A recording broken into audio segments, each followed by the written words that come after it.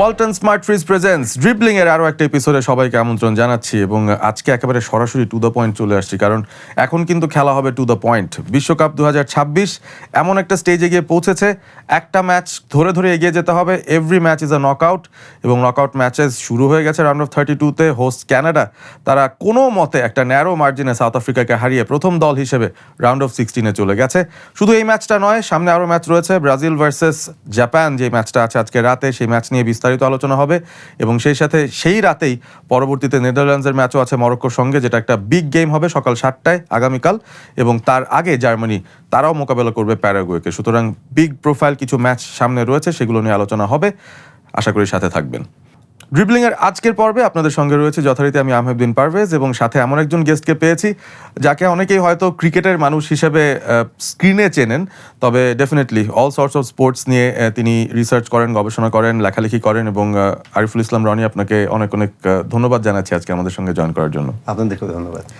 রনি ভাই, যেটা শুরুতেই বললাম আসলে, যে আপনার লেখনীতে বা আপনার ওভারঅল অ্যাপিয়ারেন্স সব কিছু মিলিয়ে সবাই আপনাকে সোশ্যাল মিডিয়াতেও দেখে যে আপনি ক্রিকেটেরই একজন মানুষ, কিন্তু আপনার ধরেন ফুটবল দেখার যদি কোনো ইন্টারেস্টিং স্মৃতি থাকে, যে আপনি ফুটবলটাকে কিভাবে ধারণ করছেন, সেই রিলেটেড কিছু ইন্টারেস্টিং মেমোরিজ যদি বলেন। আমি জানি যে আপনি রিয়াল মাদ্রিদেরও ফ্যান, খুবই খুবই কট্টর ফ্যান বাই দ্য ওয়ে।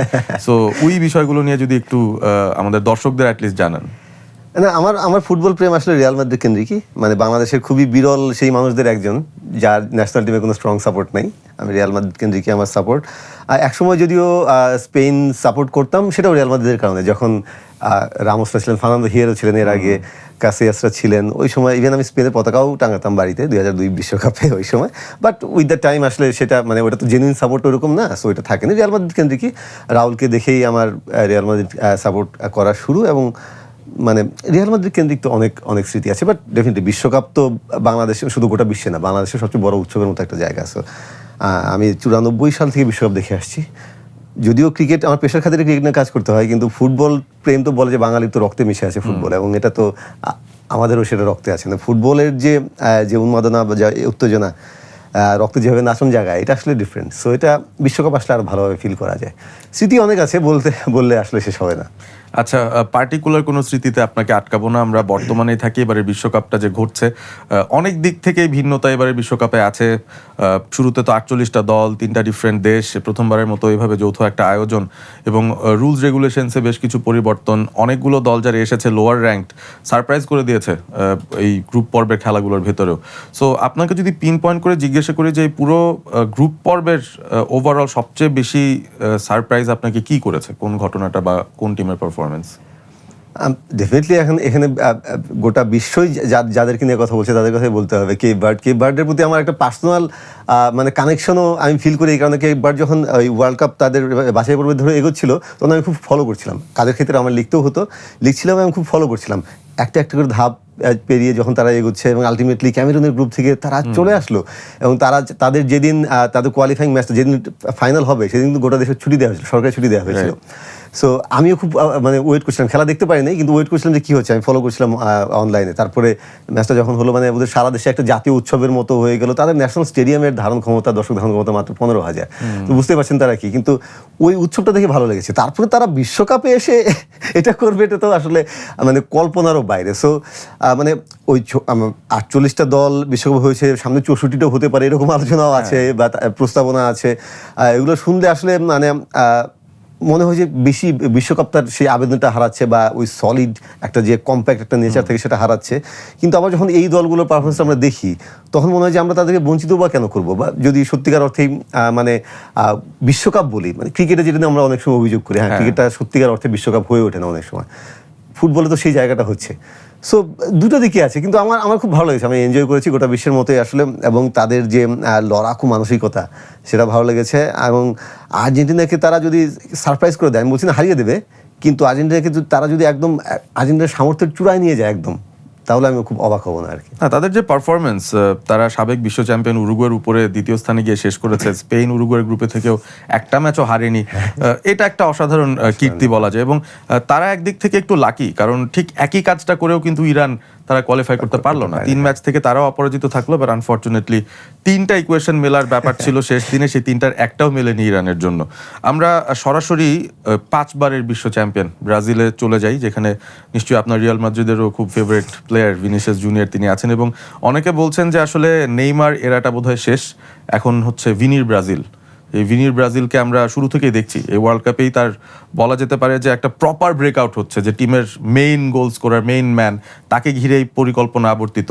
তো প্রথম 3 ম্যাচ শেষে আপনারই অ্যাসেসমেন্ট জানতে চাই ব্রাজিল, যে তারা কি তাদের সামর্থ্যের শেষটুকু আমাদেরকে দেখাতে পারছে কিনা, বা এখনো তাদের আরো লেভেলস ওঠার সম্ভাবনা বা সুযোগ কতটুকু? এখনো পর্যন্ত যে পারফরমেন্স, সত্যিকার অর্থে ওয়ার্ল্ড কাপ শুরুর আগে যদি বলতেন তাহলে আমি হয়তো আমার একটু ডাউট থাকতো যে ব্রাজিল এরকম খেলবে। আমি বলছি না যে ব্রাজিল অসাধারণ খেলে ফেলেছে, কিন্তু ওয়ার্ল্ড কাপ শুরুর আগে বিভিন্ন জায়গায় আলোচনায় আমি বলেছি যে ব্রাজিল যদি চ্যাম্পিয়নও হয়ে যায় ধরে নিলাম, তারপর তাদের খেলা দেখে খুব বেশি মজা লাগবে না, মানে সেই ব্রাজিল আর নেই। আমার যেটা ভালো লেগেছে, আনচেলত্তি তো আমরা জানি যে তিনি মাস্টার ট্যাকটিশিয়ান, যখন তিনি সত্যিকার অর্থে সেই ফর্মে থাকেন। সো আমার হচ্ছে তিনি ব্রাজিল দলটাকে সেই জায়গাটায় নিয়ে যেতে পারছেন আস্তে আস্তে, যদিও খুব বেশি সময় পাননি, মাত্র 1 বছর তিনি দলটাকে পেয়েছেন। কাজেমিরো বলছিলেন ওয়ার্ল্ড কাপ শুরুর আগে যে মাত্র, মনে রাখতে হবে আমরা কার্লোর সঙ্গে মাত্র 38 না 40 দিনের মতো কাজ করেছি, সো নট এনাফ। এবং আনচেলত্তি তো আসলে ন্যাশনাল টিমে কাজ করেননি আগে, সো সেটা ধরনটা ডিফারেন্ট। তারপরেও যেটা আমার মনে হয়েছে যে তিনি এই দলটাকে নিয়ে যতটুকু করা সম্ভব সেটা করছেন। আপনি যদি এই দলটাকে আপনি সেই যোগময়িত আশা করেন, এটা হবে না। এই দলটাকে যদি আপনি আর্জেন্টিনার মতো এরকম কালেকটিভ পারফরমেন্স বা খুব পজিশন ধরে রেখে তারা খেলবে স্পেনের মতো বা অন্যান্য দলগুলোর মতো, সেটাও হবে না। তো তারা যেটা করতে পারছে, ডিফেন্সটা একটু সলিড রেখে, যদিও কিছু হিকআপ ছিল, বাট সলিড রেখে আপনার মিডের সঙ্গে অ্যাটাকের একটা ট্রানজিশন এবং একটা লিঙ্ক আপ করা, ভার্টিক্যাল অ্যাটাক করা, এগুলো করার চেষ্টা করছে। আমার মনে হচ্ছে আস্তে আস্তে সেটা তারা পারছেন। প্রথম ম্যাচে যদিও হতাশাজনক ছিল, স্কটল্যান্ডের সাথে অনেকটাই পেরেছে। আসল পরীক্ষা এখন শুরু, এবং জাপানের এগেনস্টে ডেফিনেটলি হিউজ একটা চ্যালেঞ্জ তাদের জন্য অপেক্ষা করছে। জাপান যে ধরনের হাই প্রেসিং টিম, যে ধরনের তাদের fluid counter attack, heavy challenge তাদের জন্য অপেক্ষা করছে। কিন্তু আমার মনে হয় যে আনচেলত্তি আস্তে আস্তে, মানে দলটা আনচেলত্তিকে যেভাবে আমরা চিনি, তিনি সেটা করতে পারছেন, এবং ভিনি সেখানে ডেফিনেটলি একটা ক্রুশাল রোল প্লে করছে। সেটাও প্রত্যাশিত, কারণ রিয়াল মাদ্রিদে আমরা দেখেছি ভিনির বেস্ট টাইমটা এসেছিল, পিক টাইমটা আনচেলত্তির সঙ্গে এসেছিল। ভিনির ভেতর বাহির কিন্তু আনচেলত্তি খুব ভালোভাবে জানেন। ওয়ার্ল্ড কাপ শুরুর আগে যদি আমার ধরুন আপনাকেও বলা হতো যে ভিনি গ্রুপ পর্বে 4টা গোল করবে, আপনি বিশ্বাস করতেন না। আমিও হয়তো ভাবতাম যে না, মেবি ডিস্ট্রিবিউটেড হয়ে যেতে পারে অ্যামাং, বাট ও মানে টপ গোল স্কোরারদের লিস্টে যে উপরের দিকে থাকবে সেটা হয়তো আমি ধারণা করতাম। কারণ ব্রাজিলের জার্সিতে তিনি কখনোই খুব বেশি ভালো খেলেনি, ওয়ান অফ একটা দুটো ম্যাচ ভালো খেলছেন, বেশিরভাগ সময় তিনি খুব অফ কালার ছিলেন। সেখান থেকে এই ওয়ার্ল্ড কাপে তিনি তো মেইন ম্যান, আপনি যেটা বললেন মেইন ম্যান হয়ে গেছে। আমি বলবো না যে তার উপরে সব কিছু নির্ভর করছে, কুইয়াও ভালো খেলছেন, মিডে ভালো খেলছে অনেকে, কিন্তু তিনি মেইন ম্যানটা হয়ে উঠছেন। ডেফিনেটলি নেইমার যুগ আমি বলবো অতীত। তার মানে নেইমার শেষ সেটা বলছি না, নেইমারও এখনও ক্রুশাল রোল প্লে করার আছে, কিন্তু নেইমারকে কেন্দ্র করে বা নেইমার মূল নায়ক, সেটা আমার মনে হয় না যে সেটা হবে। আনচেলত্তি ভিনিকে খুব ভালোভাবে ইউজ করতে পারছেন, আমার মনে হয় যে সামনেও আমরা এটা দেখবো। যদিও কুইয়ার একটা ইম্পর্টেন্ট রোল এখানে আছে, তিনি স্পেশালি তাকে যেভাবে আনচেলত্তি ইউজ করছেন এটাও কিন্তু ইম্পর্টেন্ট। আপনারা আরও ভালো বুঝবেন ট্যাকটিক্যাল ব্যাপারগুলো। ফলস 9 হিসেবে তাকে ব্যবহার করা হচ্ছে, সেকেন্ড স্ট্রাইকার অনেক সময়। আগের ম্যাচটাতে তো কোনো রোল, স্পেসিফিক রোল ছিল না, অনেকটা ফ্রি রোল। এটাও নেইমারের জন্য সুবিধা করছে। সব মিলে আমার মনে হচ্ছে যে ট্যাকটিক্যালি তারা আস্তে আস্তে জমে উঠছে। আমরা একটা বিষয় দেখছিলাম যে অন্যান্য অনেক দল তাদের গড় বয়স স্কোয়াডের সাপোজ 25, 26, 27 এরকম একটা লেভেলে, ব্রাজিলের এই 11টার যে 11টা 3টা ম্যাচ খেলেছে, গড় বয়সটা 30-এর খুব কাছাকাছি, প্রায় 30ই বলা যায়। তো এই এইজের সঙ্গে তো এক্সপিরিয়েন্সের একটা রিলেশনশিপ ডেফিনেটলি আছে, কিন্তু এটার সঙ্গে কিছু সমস্যাও কি আছে কিনা? ফর এক্সাম্পল স্পেসিফিক কিছু পজিশনে বলি, এটা আগেও প্রশ্ন করেছে, অন্যান্য অনেক আলোচকরা এসেছিলেন, যে ব্রাজিলের যে ফুল ব্যাক দুজন আছেন কিংবা তাদের মিডফিল্ডে যে অপশনসগুলো আছেন, ব্রুনো গিমারেস দারুণ, এখন তিনি মোটামুটি তার পিকেই আছেন, তবে ক্যাসেমিরো, ফ্যাবিনিও, অন্য যে অপশনরা আসলে নামছেন, কার্লো তাদের উপর আস্থা যদিও রেখেছেন, তারপরে কি মনে হয় যে কোনো না কোনো ম্যাচে হয়তো এই ব্যাপারটা এক্সপোজ হয়ে যেতে পারে ব্রাজিলের, ইভেন জাপানের এগেনস্টেও হতে পারে কিনা? এক্স্যাক্টলি, আমি সেটা আপনি যখন প্রশ্ন করছিলেন আমার মাথায় এটাই আসলো যে আজকে সেটার একটা মানে টাইম হতে পারে, এবং স্পেশালি যখন আপনি 3টা ম্যাচ খেলে ফেলেছেন, উইথ দ্য টাইম এই ক্লান্তি বা শ্রান্তির ব্যাপারগুলো চলে আসতে পারে। তাদের খেলা যদি আরও 2 দিন পরে হতো তাহলে হয়তো আরেকটু ভালো হতো তাদের জন্য। এটা একটা ডেফিনেটলি পয়েন্ট। কাজেমিরো তো মানে তার পিক থেকে ওয়েল পাস্ট, আমরা সবাই জানি, যদিও এই সিজনে যথেষ্ট ভালো খেলেছেন, কিন্তু তার ওই পিকের ধারে কাছে এখন তিনি নাই। একদিন তিনি অসাধারণ খেলবেন, আরেকদিন হয়তো বেড়ে যেতে পারে। ইভেন মার্কিনিউস, মানে ডিফেন্সের কথা যদি বলি, মানে আমরা পিএসজির মার্কিনিউস আর ব্রাজিলের মার্কিনিউসের মধ্যে অনেক সময় আমরা ডিফেন্স দেখতে পাই, মানে মাঝে মধ্যে তার খুবই অফ কালার অফ ডে চলে আসে, যে চিনতে পারি না যে সেই মার্কিনিউস কিনা। সো এটা ডেফিনেটলি একটা চ্যালেঞ্জ হবে, বাট দেখি কার্লোস সেটা কিভাবে ম্যানেজ করেন। এবং জাপান যে স্পিডি ফুটবলটা খেলে, সেটা আসলে তাদের যদি অফ ডেটা আজকে আসে, বা তারা যদি সত্যিকার অর্থে ধরেন একটা পর্যায়ে গিয়ে 60-70 মিনিটের পর গিয়ে তারা আসলে যদি সেইটা হারিয়ে ফেলে, দমটা হারিয়ে ফেলে, তাহলে it will be huge challenge for Brazil. আমরা ব্রাজিলের অ্যাটাক নিয়ে কথা বলি, যেহেতু ভিনিসিয়াস সবার উপরে আছেন, সবচেয়ে বেশি গোল দিয়েছেন এই দলটার হয়ে। বাদ বাকিদের মধ্যেও কুনিয়া 3টা গোল দিয়ে ফেলেছেন 2 ম্যাচে, তার কন্ট্রিবিউশন ডিরেক্ট ইনডিরেক্ট অনেকভাবে আছে। তো অ্যানচেলটির এই প্রজেক্টটা কি এখনো আন্ডার প্রসেস কিনা? কারণ ইভেন দেখেন এই টুর্নামেন্টের ভিতরেও কিন্তু তার দল ইভলভ করছে। প্রথম ম্যাচে তিনি ইগোর থিয়াগোকে নামিয়েছিলেন, হয়তো বুঝেছেন যে না প্রবাবলি কুনিয়া বেটার হবে। তো সেকেন্ড ম্যাচ থেকে আবার সেই প্রসেসে এসছেন। একটা বড় ক্রাইসিস তার ফেস করতে হলো, যে রাফিনিয়া হঠাৎ করে ইনজুর্ড হয়ে গেলেন এবং তিনি তার প্ল্যানের ইম্পর্টেন্ট কম্পোনেন্ট ছিলেন। সো এটাকেও যখন তিনি কাউন্টার দেবেন, কিছু এক্সপিরিয়েন্সড প্লেয়ারদের উপরে গিয়ে তিনি রায়ানের উপর ভরসা রাখছেন। তো তার এই হাঞ্চগুলোকে আপনার কি মনে হয়, মানে এটা কি আসলে ওই যে কাপ উইনিং ম্যানেজারের কিছু ঝলক কি তিনি অলরেডি দেখানো শুরু করেছেন? হ্যাঁ, এটা তার অভিজ্ঞতার একটা ব্যাপার। তিনি খুব মানে রিয়াল মাদ্রিদের শেষের দিকে তার যেটা হয়েছিল, অনেক ক্ষেত্রে তিনি হয়তো খুব কুইক রেসপন্স করতে পারেননি, যেটা করা উচিত ছিল, যেটা কিন্তু ব্রাজিলে তিনি সেটা করছেন। হতে পারে যে তিনি আসলে বুঝতে পেরেছেন।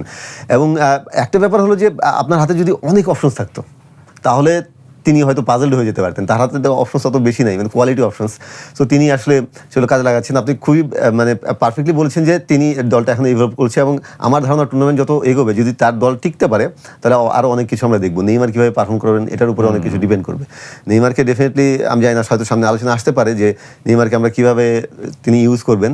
বাট নেইমার যদি আরেকটু বেশি, আজকে ধরেন কত ম্যাচে 15 মিনিট খেলেছে, আজকে 25 মিনিট খেললো, তিনি যদি তার একটু ঝলক দেখাতে শুরু করেন, তাহলে কিন্তু ডেফিনেটলি আনচেলত্তি ট্যাকটিক্যালি একটু ডিফারেন্টলি চিন্তা করা শুরু করবেন। এনরিক যদি সামনে মানে হয়তো 5-10 মিনিট পেলো, সেই 10 মিনিট এমন একটা কিছু করে ফেললো, তখন আনচেলত্তির হয়তো ভাবতে পারে যে হ্যাঁ ঠিক আছে, আমি তাকে কীভাবে কাজে লাগাতে পারি। ভিনি এবং কুইয়ার রোল আমার ধারণা এরকমই থাকবে।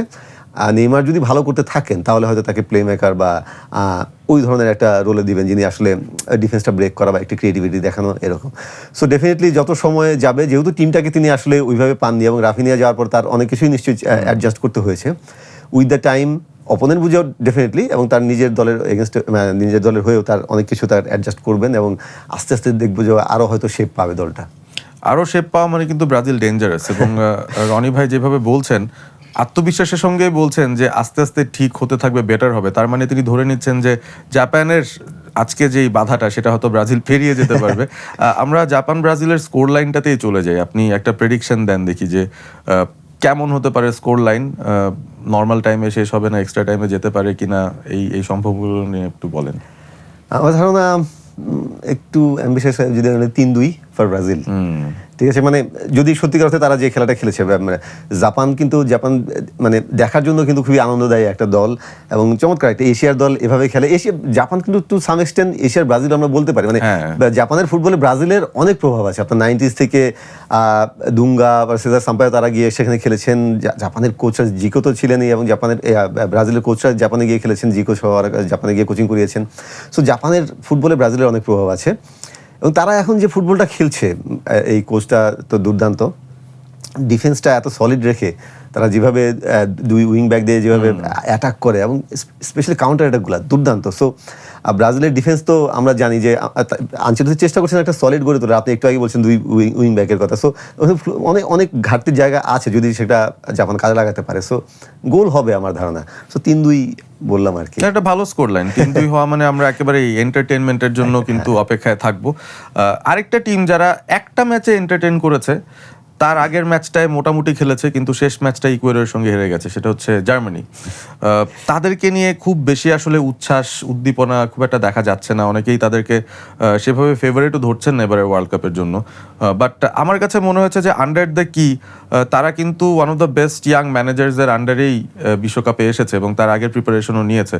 ইউরোতেও তাদের পারফরমেন্স ভালো ছিল, রেজাল্ট হয়তো তারা পায়নি, চ্যাম্পিয়ন হতে পারেনি, কিন্তু they went till the semis. So এই জার্মান টিমটা অনেক সলিড টেকনিক্যাল দারুণ কিছু প্লেয়ার্সরা রয়েছেন, কিন্তু ইনকনসিস্টেন্সিও বোধহয় তাদের আছে। আপনার কাছে কি মনে হয় যে তাদের দলে কি আসলে একটা ওয়ার্ল্ড ক্লাস প্লেয়ারের অভাব, নাকি সামহাও তাদের সিলিংটাই এমন যে এই টিমটা দিয়ে বোধহয় একটা পর্যায় পর্যন্তই যাওয়া যায়, তার বেশি হয়তো যায় না। নেগেলসম্যান এত ট্যাকটিক্যাল ঘাটাঘাটি করছেন তারপরও। আমার মনে হয় সবকিছু মিলিয়েই প্রথমত নাগেলসম্যানকে আপনি বলছিলেন যে এরকম একটা কোচ, তখন আমার মনে হচ্ছিল যে আসলে যদি এই কোচ যদি পর্তুগালের থাকতো অনেক ভালো হতো। সিরিয়াসলি, যেহেতু রোনালদোর কারণে আমি এই ওয়ার্ল্ড কাপে পর্তুগালকে সাপোর্ট করছি শুধুমাত্র রোনালদোর কারণে, থাকলে ভালো হতো। এনিওয়ে, আমার মনে হচ্ছে যে জার্মানি টিমটাতে ডেফিনেটলি খুবই ট্যালেন্টেড, অনেক ইয়াং প্লেয়ার আছে, কিন্তু একটা সলিড একজন লিডারের দরকার আপনার। সবসময় একসময় আমরা বলতাম যে ওয়ার্ল্ড কাপে জার্মানি ডিফারেন্ট, সেটা মূল কারণ ছিল তাদের এক্সপিরিয়েন্স এবং ওই জার্মান মানসিকতা, এবং সেই জার্মান মানসিকতা ধারণ করেন এরকম কিছু প্লেয়ার যাদেরকে আপনি ব্রেক করতে পারবেন না। সেটা শোয়েনস্টাইগার, সেটা বালাক, সেরকম কিছু প্লেয়ার ছিল। এই টিমটাতে লিডারের একটা অভাব আমার মনে হয়েছে, যে এই ধরনের লিডারশিপটা নেই। বিগ ম্যাচগুলোতে যদি তারা ধরুন শেষ 32 পার করে শেষ 16 গেলো, ওই সময়গুলোতে এই বড় ম্যাচগুলোতে ইম্পর্টেন্ট মুহূর্তগুলোতে ওই লিডারশিপটা সেটা লাগে। সেটা এই টিমের নাই। 4 বছর পরে গিয়ে হয়তো হবে, 2 বছর পরে হয়তো হবে, আগামী ইউরোতে হয়তো আমরা দেখবো। তো এবার সত্যিকার অর্থেই মানে আমার মনে হচ্ছে না যে তারা খুব বেশি দূর যেতে পারে। হতে পারে যে তাদের দিনে তারা দুর্দান্ত ফুটবল খেললেন একদিন, কিন্তু আমার মনে হয় না যে অল দ্য ওয়ে যাওয়ার সামর্থ্য এই দলের এখনও আছে। ফর দ্য ফিউচার তারা ডেঞ্জারাস টিম। জার্মানির কেসটা যদি বলি, কিছু পরিসংখ্যান অ্যাড করে দেওয়া যায়। কোনো রিসেন্ট সময়ে জার্মানি যতবার খেলেছে, অ্যাকচুয়ালি 2014-তে তারা লাস্ট ফাইনাল খেলেছিল, তারপর কিন্তু এই প্রথম তারা একটা নকআউট ম্যাচই খেলছে, কারণ 18-22-এ গ্রুপ স্টেজে তারা বাদ পড়েছে, এবং তারা ফাইনালটা খেলেছিল আর্জেন্টিনার সঙ্গে, সেখানে জিতেছে। সো তাদের ল্যাটিন টিমের সঙ্গে কিন্তু রেকর্ড বেশ ভালো ওয়ার্ল্ড কাপের হিসেবে যদি চিন্তা করি। ইভেন প্যারাগুয়ে যারা তাদের ওপোনেন্ট, তাদের এগেনস্টেও 2002-এ জার্মানি তারা খেলেছিল গ্রুপ স্টেজ, এবং সেই ম্যাচটাও তারা 1-0 গোলে জিতেছে। সো প্যারাগুয়ে কি বড় কোনো বাধা হবে তাদেরকে এই রাউন্ডে? প্যারাগুয়ে লাতিন হলেও কিন্তু ভেরি মাচ আনলাইক লাতিন, মানে তাদের ফুটবলটা কখনোই আসলে লাতিন যে ফ্লেয়ার বা ওই ব্যাপারগুলো ছিল না। তারা একটু মানে একটু সলিড ডিফেন্স রেখে তারা খুব ওই ধরনের ফুটবল খেলে। প্রথম ম্যাচে যখন এবার তারা 4টা গোল খেয়েছে, আমি খুব অবাক হয়েছি যে প্যারাগুয়েকে ইভেন ব্রাজিল, আর্জেন্টিনা বা মানে একদম ফ্রান্সের সামনে বলে 4টা গোল খেলে খুব কমই দেখা যাবে, মানে আপনি ওইভাবে চিন্তা করেন। যুক্তরাষ্ট্র অসাধারণ খেলেছিল সেদিন, এটা বলতে হবে। যাই হোক, তো প্যারাগুয়ে আমার ধারণা ওই জার্মানির মানে অ্যাটাক লাইনের ভালো পরীক্ষা তারা নেবে। আলটিমেটলি হয়তো পারবে না, কিন্তু ভালো পরীক্ষা নেবে, কারণ তারা ওই সলিড ফুটবলটা খেলতে চায়। মানে আসে না একদম সলিড, একদম ব্লক ধরে ধরে ডিফেন্সটা সেভাবে রেখে তারা সেই ফুটবলটা খেলে। তারা খুব হাই অ্যাম্বিশিয়াস ফুটবল যে খেলবে তা না, কোনো একটা কাউন্টার অ্যাটাক থেকে বা কোনো একটা ফাঁক বলে তারা একটা গোল বের করার চেষ্টা করবে, সেটা ধরে রাখার চেষ্টা করবে। বাট আলটিমেটলি আমার মনে হয় না যে তারা মানে পারবে জার্মানির সঙ্গে। এখানে হতে পারে 2-1 বা 2-0 for Germany. Okay, thank you. আগেই আপনি প্রেডিকশনটা দিয়ে দিলেন প্রশ্নটা করার আগেই। তবে এখানে মজার বিষয় যেটা, জার্মান ফ্যান্স যারা রয়েছেন তাদের জন্য খানিকটা স্বস্তি হতে পারে যে প্যারাগুয়ে বা ল্যাটিন দলগুলোর রেকর্ড জার্মানির সঙ্গে ওয়ার্ল্ড কাপে খুব একটা ভালো না। তবে জার্মানি যদি এই বাধাটা পেরিয়ে যায়, রাউন্ড অফ 16-এ মোস্ট লাইকলি তাদের ফ্রান্সের সঙ্গে মোকাবেলা পড়ে যাবে। সো এত জলদি রাউন্ড অফ 16-এই মোটামুটি বিগ প্রোফাইল একটা ম্যাচের সামনে জার্মানি পড়তে যাচ্ছে। আরও একটা ম্যাচ রয়েছে যেটাকে অনেকে বলছেন যে ডার্ক হর্সদের একটা ফাইট, এবং মোটামুটি মরক্কো গতবার সেমিফাইনালিস্ট হওয়ার পর থেকেই তাদের স্টেকসটা অনেক হাই। এবার তারা বিশ্বকাপে ঢুকেছেই টপ 10 টিমসের র্যাঙ্কিংয়ে থেকে। সো এই টিমটার ইনিশিয়াল পারফরমেন্স ব্রাজিলের সাথেও বেশ ইমপ্রেসিভ ছিল, পরবর্তীতে তারা সেটা মোমেন্টাম কন্টিনিউ করেছে, যদিও গ্রুপ চ্যাম্পিয়ন হতে পারেনি। তবে তাদের সঙ্গে পড়েছে নেদারল্যান্ডস। এখন এই নেদারল্যান্ডস দলটা তো বেশ ইন্টারেস্টিং, কারণ আপনার এক সময় দেখে মনে হবে যে they play the kind of football যেটা আপনি আসলে দেখতেই চান, খুবই এন্টারটেইনিং। তারপর হঠাৎ করে আবার খুব ইনকনসিস্টেন্টও। তো এদের দুজনের যে ফাইটটা হচ্ছে, একটু কি আর্লি এসে পড়লো কিনা ম্যাচটা রাউন্ড অফ 32-তে? হ্যাঁ, সম্ভবত এই রাউন্ডে সবচেয়ে বিনোদনদায়ী ম্যাচটা এটা হতে পারে, যদি দুই দল তাদের ওই যে ফুটবলটা আমরা দেখতে অভ্যস্ত সেটা যদি তারা খেলতে পারেন। আপনি চাইতেন এটা যদি কোয়ার্টার ফাইনালে হতো বা অ্যাটলিস্ট রাউন্ড অফ 16 হলে হয়তো ভালো হতো। বাট 48 দলের টুর্নামেন্ট এখন কিছু করার নেই। প্রত্যেক ওয়ার্ল্ড কাপের সামনে দেখবেন যে এরকম কিছু ম্যাচ পড়ে যাবে, কারণ গ্রুপ পর্বে যে সবাই সবার মতো ওই রকম প্রত্যাশিত ফল পাবে সেরকম না। ডেফিনেটলি আরেকটু পরে হলে ভালো হতো। বাট এটা দেখার জন্য আমরা তো কেউই আসলে মরক্কোর সাপোর্টার বা নেদারল্যান্ডসের সাপোর্টার না। সো ওই টেনশনটা যেহেতু থাকবে না, নিরপেক্ষ দর্শক হিসেবে মজার একটা ম্যাচ হবে বলে আমার মনে হয়। ট্যাকটিক্যালি দুর্দান্ত আপনার একটা ফাইট হবে, দুই কোচের এবং দলগুলো সেটা কীভাবে এক্সিকিউট করতে পারে। প্লাস হলো যে খুব স্পিডি ফুটবল আমরা হবে বলে আশা করি। মরক্কো যেভাবে আপনার অ্যাটাক করে উইং দিয়ে, আর নেদারল্যান্ডস তো আসলে ফ্র্যাঙ্কি ডি ইয়াং এবং রাইন্ডার্সকে দিয়ে যেভাবে তারা বিল্ড আপ করে। সো আমার মনে হয় যে একটা মানে দারুণ একটা ম্যাচ হবে, এবং এই ম্যাচেও বেশ কিছু গোল হতে পারে আমার ধারণা। আমরা যখন চিন্তা করি কোনো ফরওয়ার্ডের ঘটনা, প্রপার সেন্টার ফরওয়ার্ড খুব কম দলেরই আমরা কিন্তু দেখছি। এমবাপ্পেকে যদিও সেন্টার ফরওয়ার্ড বলা হচ্ছে, বাট তিনি খুব একটা ফ্লুইড সিস্টেমের ওই ট্র্যাডিশনাল ওই স্ট্রাইকার বা ট্র্যাডিশনাল বলতে হ্যারি কেনকে অনেকে বলতো, তিনিও কিন্তু একদম অনেক নিচে নেমে এসে অনেকটা অন্যরকম একটা রোলই প্লে করছেন। বাট মরক্কোর ক্ষেত্রে এবং নেদারল্যান্ডসের ক্ষেত্রে, এই দুটো দলের ক্ষেত্রে আমরা দেখলাম যে একটা সলিড টার্গেট ম্যান তারা কিন্তু রেখে সফলও হচ্ছে। সাইবারি মরক্কোর সেন্টার ফরওয়ার্ড দুর্দান্ত খেলেছেন, বায়ার্ন মিউনিখেও ইতিমধ্যে চুক্তিবদ্ধ হয়ে গেছেন এই ওয়ার্ল্ড কাপের ভেতরেই, সো রিওয়ার্ড পাওয়া শুরু করেছেন। এবং সেই সাথে ব্রায়ান ব্রবি, যিনি কিনা নেদারল্যান্ডসের লাইনটাকে লিড করছেন, আমরা ওয়ার্ল্ড কাপের আগে ভাবিনি যে তিনি হয়তো দলের মেইন স্ট্রাইকার হবেন। অন্য অনেক অপশন ছিল, মালানের কথা বলা হচ্ছিল, ডিপায়ের কথা বলা হচ্ছিল, কেউ কিন্তু না। সেকেন্ড ম্যাচ থেকে ব্রবি ইন, তিনি প্রতি ম্যাচে গোলও দিয়ে যাচ্ছেন। সো এই সেন্টার ফরওয়ার্ডদের একটা ইম্প্যাক্ট থাকতে পারে কিনা ম্যাচগুলোর মধ্যে, যে ব্রবি ভার্সেস আমরা যদি সাইবারির কথা বলি, আপনি কাকে তুলনামূলকভাবে এগিয়ে রাখবেন যদি এই দুজনের ফেস অফ হয়? এখন পর্যন্ত মানে এখন যথেষ্ট দেখতে হবে বিবেচনা করার জন্য, তারপর হয়তো স্লাইটলি এগিয়ে রাখবো সাইবারিকে। বাট এই জিনিসটা মজা লাগছে, খুবই ভালো যে আপনি এই জিনিসটা এই প্রসঙ্গটা তুললেন, কারণ আসলে তো এই জিনিসগুলো হারিয়ে যাচ্ছে, তাই না? মানে যেটা বললেন বেশিরভাগ দলেই নাই, এবং দলগুলো আসলে ট্যাকটিক্যালি ওইভাবে সাজায় না, এভাবে সাজায় না। সো তারা কাজে লাগাচ্ছে, এটা দুর্দান্ত ব্যাপার। যদিও মানে যেই ধরনের একসময় সত্যিকার অর্থে এইরকম ফরওয়ার্ডদের যেভাবে ইউজ করা হতো, সেটা আমরা হয়তো আর দেখবো না, ভবিষ্যতে গিয়ে আবার চেঞ্জ হলে অন্য ব্যাপার, এদেরকে ক্ষেত্রে হয়তো দেখবো না, কিন্তু তারা যে ওই রোলটা প্লে করছেন এবং ম্যাচে ইম্প্যাক্ট রাখতে পারছেন, এটা দেখে একটা ফ্যাসিনেটিং ব্যাপার মনে হচ্ছে। সো এই ধরনের ম্যাচগুলোতে হতে পারে সবসময় যে আপনার উইং দিয়ে ঢুকে আপনি করবেন তা না, এরা ওই যে একটা ম্যাজিক মোমেন্ট বা একটা ওই সুযোগ সন্ধানে একটা জায়গায় থাকা, ওই জায়গা থেকে জাস্ট ফিনিশিংটা করা, ধরেন হয়তো 92 মিনিটে গিয়ে 94 মিনিটে গিয়ে একটা তারা হয়তো ম্যাচের ভাগ্যটা করে দিল। সো এই জিনিসগুলো হতে পারে, এবং সেটা হলে যারা আমরা ট্র্যাডিশনাল অনেক আগে দিকে 90s থেকে দেখে আসছি, তাদের জন্য একটা ফ্যাসিনেটিং ব্যাপার, একটা নস্টালজিয়াও চলে আসতে পারে। ইন্টারেস্টিং একটা ম্যাচ হবে ডেফিনেটলি। আমরা কিন্তু সামনের দিনের ম্যাচগুলো নিয়ে কথা বলেছি, তবে ওই যে রাউন্ড অফ 16-এ চলে আসা প্রথম দল কানাডা, তাদের সঙ্গে সাউথ আফ্রিকার ব্যাটেলটা নিউট্রালদের জন্য কিন্তু এটা একটা আলাদা রকম এন্টারটেইনমেন্ট ছিল, কারণ প্রথমবারের মতো দুটো দল একটা নকআউট ফেজে গিয়েছে এবং দুই দলের মধ্যেই মনে হচ্ছিল যে তারা খুব প্রাউড এই জায়গাটায় আসতে পেরে। একটা কঠিন ফাইট দিয়েছে একজন আরেকজনের সঙ্গে। It was a very very tough game, যদিও একেবারে স্কোরটা সেটেল হয়েছে একদম শেষ দিকে গিয়ে। যিনি গোল দিয়েছেন, কানাডার ক্যাপ্টেন, স্ট্যান্ড ইন ক্যাপ্টেন বলা যায়, আলফোনসো ডেভিসের অ্যাবসেন্সেই তাকে আসলে ক্যাপ্টেন্সিটা দেওয়া হয়েছে। তার বোধহয় পর্তুগিজ রুটস আছে, স্টিফেন, এবং তার জার্সি নাম্বার 7।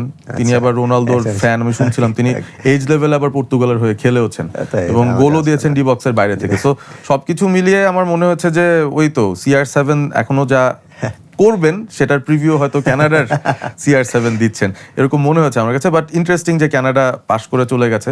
যদি আমার ধারণা ছিল যে কানাডা আরেকটু ভালোভাবে পারবে, মানে প্রথম রাউন্ডে যে খেলাটা হয়েছে আমার ছিল যে আরেকটু ইজিলি জিতবে, বাট মানে সাউথ আফ্রিকা কঠিন ফাইট দিয়েছে আলটিমেটলি। হয়তো আমি যদিও স্পোর্টসে এই তত্ত্বে বিশ্বাস করি যে যারা ডিজার্ভ করে তারাই পায়, যারা পায় তারা ডিজার্ভ করে বলেই পায়। তারপর আপনার মানে মনে হবে যে সাউথ আফ্রিকা হয়তো আরেকটু বেশি ডিজার্ভ করতে ম্যাচ থেকে। হ্যাঁ, ডেফিনেটলি আমার মনে হয় এক্সট্রা টাইমে গেলে মনে হতো যে না, দে ডিজার্ভ, কারণ গোল লাইন থেকেও ক্লিয়ার করে দিচ্ছে, অনেক সলিড ডিফেন্সিভ একটা পারফরমেন্স এবং ভালো কাউন্টার অ্যাটাক তারা করতে পেরেছিল। সো আনলাকি বাফানা তারা পারলো না, বাট চলে গেছে পরবর্তী রাউন্ডে হোস্টস কানাডা। আমরা আসলে পর্তুগাল নিয়ে আলোচনা না করে এই শোটা শেষ করতে পারবো না, যেহেতু আপনাকে পেয়েছি। পর্তুগাল নিয়ে একটু আলোচনা করতে চাই, আবারও সেই সেন্টার ফরওয়ার্ড প্রসঙ্গ এবং ক্রিস্টিয়ানো রোনাল্ডোর প্রসঙ্গ। তিনি আসলে আপনার মতে এই মুহূর্তে কোন ধরনের অ্যাটাকার, মানে তার স্টাইলটা কি, অ্যাট্রিবিউটটা কি, টিমে তিনি আসলে কি কন্ট্রিবিউট করতে পারেন? দেখুন, তাকে যেভাবে 90 মিনিট ইউজ করা হচ্ছে, আমার ধারণা বিং এ মানে কঠিন রোনালদো ফ্যান, আমার মনে হচ্ছে না যে তিনি এখনো মানে ক্যারিয়ারে এই পর্যায়ে এসে সেটার জন্য আসলে রেডি বা উপযুক্ত। সো তাকে বিভিন্ন ভূমিকা ইউজ করা যায়। আপনি কখনো ইম্প্যাক্ট সাব হিসেবে ইউজ করতে পারেন, আপনি প্রথম 60 মিনিট ইউজ করতে পারেন অপোনেন্ট বুঝে। তো আমার মনে হচ্ছে না যে তিনি আসলে সত্যিকার অর্থে 90 মিনিট ম্যাচের পর ম্যাচ 3টা ম্যাচে 90 মিনিট খেলে যাবেন, বা এই আপনার রাউন্ড অফ 32 থেকে সামনের দিকে প্রতি ম্যাচে 90 মিনিটস করে খেলে যাবেন। আমার মনে হয় না যে ক্যারিয়ার সেই পর্যায়ে তিনি আছেন। এই সিজনটা তিনি আল নাসেরে খুব ভালো খেলেছেন, ওই ভূমিকায় পর্তুগাল টিমে আসলে ওটা হবে না, কারণ আপনি ওয়ার্ল্ড কাপে সব ম্যাচেই আপনি ওই অফসাইড লাইনের ওই চূড়ায় গিয়ে থাকবেন, সেখান থেকে আপনি গিয়ে গোল করবেন, সেটা সব ম্যাচে আসলে হবে না। এবং যেহেতু জেলিংটাও টিমে একটা ম্যাচে হচ্ছে, আরেক ম্যাচে হচ্ছে না, ঠিক মানে হচ্ছে না, সামথিং ইজ মিসিং এই টিমটাতে আপনার দেখে মনে হচ্ছে। সো সেটাও একটা বড় ব্যাপার। সো আমার মনে হয় যে তাকে আরেকটু ভালোভাবে ট্যাকটিক্যালি আরেকটু ভালোভাবে ইউজ করতে হবে। হতে পারে তাকে স্ট্রাইকার হিসেবে আপনি ইউজ করেন, হতে পারে আপনি একটু ডিফারেন্টলি ইউজ করেন। দেখুন তিনি মাঝে মধ্যে চেষ্টা করছেন মনে হচ্ছে যে নিচে এসে একটু লিঙ্ক আপ করার, কিন্তু আসলে ওই জিনিসটা ওইভাবে তাকে দিয়ে এখনো পর্যন্ত হচ্ছে না। রোনালদো আমি জানি যে ঠিক আছে কোনো একটা ম্যাচে হয়তো ওয়ান মোমেন্ট অফ ব্রিলিয়েন্স ম্যাচে ভাগ্য গড়ে দিতে পারেন, সেটা ডিফারেন্ট। ইন জেনারেল ইয়ার কথা বলছি। সো আমার মনে হয় সেটা পর্তুগাল কোচকে একটু ভাবতে হবে। ডেফিনেটলি তিনি আমাদের চেয়ে অনেক বেশি বোঝেন, কিন্তু তাকে ওই জিনিসটা ভাবতে হবে। তিনি কালকে অবশ্য গত ম্যাচে সে একটা ইঙ্গিতও দিয়েছেন যে পরের রাউন্ড থেকে যে আমরা রোনালদোকে নিয়ে কথা হচ্ছিল যে তাকে এত লম্বা আসলে তিনি খেলার উপযুক্ত কিনা, তখন তিনি বলেছেন যে তিনি উপযুক্ত, কিন্তু সামনে গিয়ে তাকে যে এইভাবে ইউজ করবো সেটার কোনো নিশ্চয়তা নেই। ডেফিনেটলি ভাববো। সো আমার ধারণা তিনিও সেটা উপলব্ধি করেছেন, আমরা একটু চেঞ্জ দেখতে পারি এই রাউন্ড থেকে। এই তো আর কি। এখন রোনালদোর বিষয়ে যেহেতু আমরা আলোচনা করছি এবং রোবার্টো মার্টিনেজ দেয়ার ম্যানেজার, তারও আসলে রোলটা নিয়ে অনেক আলোচনা হচ্ছে যে তিনি ওয়ার্ল্ড কাপটা শুরু হলো তার সঙ্গে সঙ্গে আবার তিনি জানিয়েও দিলেন তখন যে তিনি এই ওয়ার্ল্ড কাপের পরে ইররেসপেক্টিভ অফ দ্য রেজাল্ট তিনি ছেড়ে দিচ্ছেন। তো মনে হচ্ছে যে টিমের মধ্যে বোধহয় একটা এনার্জির একটা অভাব ওভারঅল দেখা যাচ্ছে আর কি, যে তারা যে খুব ডিটারমাইন্ড চ্যাম্পিয়ন হবেই হবে এই ব্যাপারটা খুব কম দেখছি। But on the other hand দেখেন এই টিমটার মধ্যে অনেক লিডাররা আছেন, যে লিডারের অভাব অন্য অনেক দলে আছে, আমরা বলছি যে নাই। এখানে এতগুলো লিডার, মানে এটাও কি অনেক সময় একটা টিমের ব্যালেন্সে সমস্যা তৈরি করে কিনা? করতে পারে যদি আপনার ম্যানেজমেন্টটা ঠিক না হয়। ডেফিনেটলি শুধু লিডার না, আপনি যদি পার্সোনাল চিন্তা করেন, আমার মনে হয় না যে পর্তুগালের মতো গভীরতা আর কোনো দলে আছে। প্রত্যেকটা পজিশন ওয়াইজ যদি চিন্তা করেন, এবং একটা কোচ চাইলে এই দলটাকে এক এক ম্যাচে একটা ফরমেশনে খেলাতে পারে, এবং সেই শক্তি, সেই সবগুলো ফরমেশন ফুলফিল করার মতো স্ট্রেংথ এই টিমে আছে।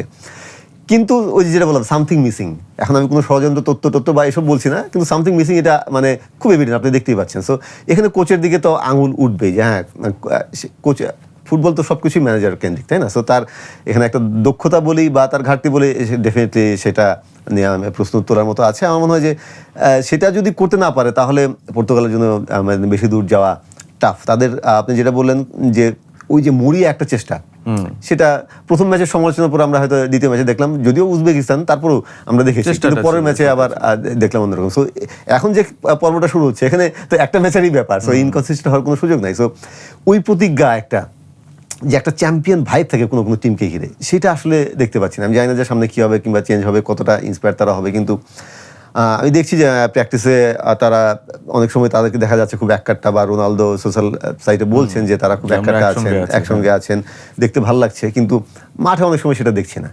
সো মাঠে সেটার প্রকাশ না থাকা পর্যন্ত, বা আপনি যদি অপোনেন্টকে সেই মেসেজটা দিতে না পারেন, তাহলে আসলে হয় না। সো আমার মনে হচ্ছে যে সেটা এখন পর্তুগালে দেখানোর ব্যাপার। ওটা না হলে খুব বেশি দূর যাওয়া তাদের জন্য টাফ। তারা ডেফিনেটলি ক্রোয়েশিয়ার সঙ্গে জিতবে বলে আমার বিশ্বাস, তারপরে আমি ঠিক বলতে পারছি না। আমরা এবারের ওয়ার্ল্ড কাপের যে ড্রটা দেখলাম, এই আলোচনাটা দিয়ে আসলে শেষ করতে চাই। একটা দিকে যে 16টা দল আছে তার মধ্যে 10টা দল হচ্ছে ইউরোপের টিম, অন্যদিকে বেশি দেখা যাচ্ছে ল্যাটিন এবং আফ্রিকার টিম। তো অনেকেই বলছেন যে আসলে একটা ব্র্যাকেট থেকে একটা ইউরো 2026 দেখবো, অন্য ব্র্যাকেট থেকে আমরা কোপা আমেরিকা এবং অ্যাফকনের একটা মিশ্রণ দেখে তারপরে হয়তো সেমিফাইনাল ফাইনালে যাব। সো সামহাও কাকতালীয়ভাবে ব্যাপারটা মিলে গেছে, এবং আমার মনে হয় পর্তুগাল যেহেতু ইউরোপের ব্র্যাকেটে পড়েছে, ওই ইউরো 2026 তারা হয়তো একটু বেটার এনজয় করতে পারে রাদার দ্যান ওই সাইডে থাকা। সো একদিক থেকে অনেকে বলছেন যে কনস্পিরেসি থিওরি, কলম্বিয়ার সঙ্গে বোধহয় ইচ্ছা করে ড্র করেছে তারা যেন ওই ব্র্যাকেটে থাকতে পারে। আমরা খুব জলদি আপনার কাছ থেকে সেমিফাইনালিস্ট 4টা টিমের জাস্ট প্রেডিকশনটা নিয়ে নিতে চাই। এটা তো আসলে এইভাবে ভাবিও নেই আমি। ফ্রান্স, এই ব্র্যাকেটে ফ্রান্স উঠছে। ফ্রান্সের সাথে আপনি কাকে দেখছেন? স্পেন আছে, Portugal, Belgium, Netherlands, Germany. France, এবং খুব অ্যাম্বিশাস হয়ে আমি পর্তুগালকে রাখছি আর কি। খুব অ্যাম্বিশাস হয়ে ধরেন, এটা আমার এক্সপেকটেশন, ঠিক আছে, এটা না হলে স্পেন অবশ্যই। আর ওই দিক থেকে আর্জেন্টিনা তো অবভিয়াসলি, ইংল্যান্ড, আর্জেন্টিনা আর ইংল্যান্ড কি রাখবো? আচ্ছা, এবার থেকে মোটামুটি আমি আপনি ব্রাজিলকে তাহলে সেমিফাইনালে, মানে সেই স্বপ্নের ম্যাচ ব্রাজিল আর্জেন্টিনা, সেটা খুব খুব টাফ বলে আমার মনে হয়। ব্রাজিল হয়তো এগোবে, হয়তো মানে আস্তে আস্তে জেলিং করবে আরো, কিন্তু ওই পর্যায়ে যাওয়ার মতো ইউ নেভার নো, এটা তো আছেই, কিন্তু এই মুহূর্তে মনে হচ্ছে না তারা ওই পর্যায়ে যেতে পারে। ইংল্যান্ড লুকস ভেরি গুড আর কি। ওকে, তাহলে আমরা মোটামুটি সেমিফাইনালের একটা প্রেডিকশন আগে ভাগে পেয়ে গেলাম। পরবর্তীতে যদি মিলে যায় তাহলে রনি ভাইকে আবার এনে বলবো যে আপনারটা মিলেছে, বা না মিললে বলবো যে ভাই আপনি পর্তুগালকে কিভাবে রাখলেন হ্যাঁ সেমিফাইনালের এই তালিকাটার মধ্যে। অনেক অনেক ধন্যবাদ আরিফুল ইসলাম রনি আমাদের সঙ্গে থাকার জন্য, এবং আশা করি আপনারা আজকের এপিসোডটা এনজয় করেছেন। আগামীকাল আবারও দেখা হবে Walton smart fridge presents dribbling এ। ভালো থাকবেন সবাই।